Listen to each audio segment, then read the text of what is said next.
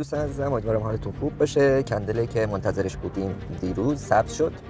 همونجوری که دیروز گفتم باید منتظر کندل فردامون باشیم که البته خب من اینا رو فعلا دارم در حد اینکه بهتون آموزش بدم و شما یه اطلاعاتی داشته باشید تو این زمینه دارم بهتون آموزش میدم.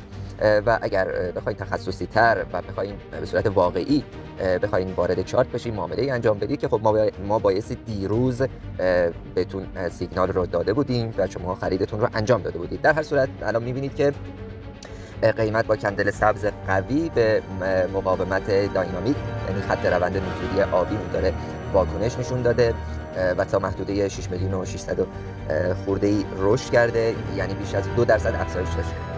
این نشون دهنده فشار خرید بالاست که فشار جدی خورده در کف حمایتی و مشخصه که فشار خریدارها بیشتره تا فروشنده ها. در هر صورت اگر کندل فردا بتونه خط روند نزولی رو بالا بکشه و تثبیت بشه، تارگت اول ما یعنی قیمت میتونه محدوده مقاومت افقی خط قرمز رو بشکنه که به حوالی 77 میلیون تومان هم انشالله میرسه. اما اگر قیمت نتونه از این خط عبور کنه که عبور میکنه، ممکنه یه پول بک اتفاق بیفته و اصلاح قیمت صورت بگیره. اگه بخوام جنبندی داشته باشم روی این زمینه، الان زمانیه که معامله‌گرها باید منتظر تثبیت بالای خط روند باشن، چون شکست این مقاومت داینامیک بوده و میتونه باشه برای شروع یک صعود حتی بیشتر، یعنی یک حرکت صعودی خیلی بزرگتر. باید منتظر، اگر بخواید سود بیشتری داشته باشید، باید در واقع منتظر تثبیت بالای خط روند باشید شما.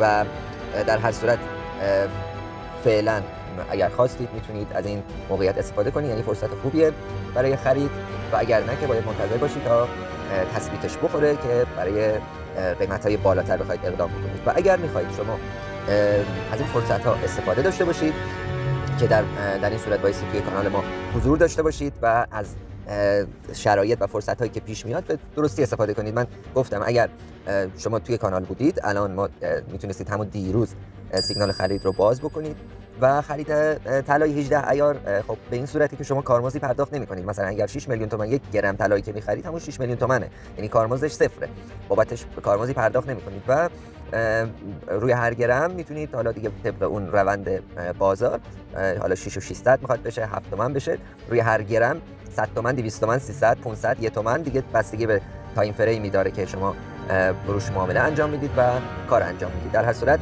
نظر شخصی بنده بود، خواستید معامله انجام بدید میتونید توی کانال ما حضور داشته باشید و به صورت جدی از این فرصت ها استفاده کنید. یه نکته مهم من بهتون بگم که به هیچ عنوان اینجوری نیست که شما بهتون بگیم آقا حتما بایستی در واقع پوزیشن خرید باز بکنید. نه، تا زمانی که مطمئن نباشیم هیچ وقت سیگنال خرید رو بهتون نخواهیم داد. اینو خیالتون راحت باشه. ما طبق روند بازار حرکت میکنیم، با حدس و گمان به هیچ عنوان حرکت نمی‌کنیم. چیزی که مشخصات و شاخص بازار داره نشون میده، ما طبق همون آمار و تجربه‌ای که داریم بهتون میگیم که آقا خرید انجام بدید یا نه، و خریدی که انجام دادید بهتون میگیم آقا بفروشید، کی بفروشید، کی بخرید. حالا این تایم فریم ها رو با هم دیگه یکی یه هفته باز می‌کنه، یکی روزانه باز می‌کنه. خب بستگی به موقعیت و شرایط داره.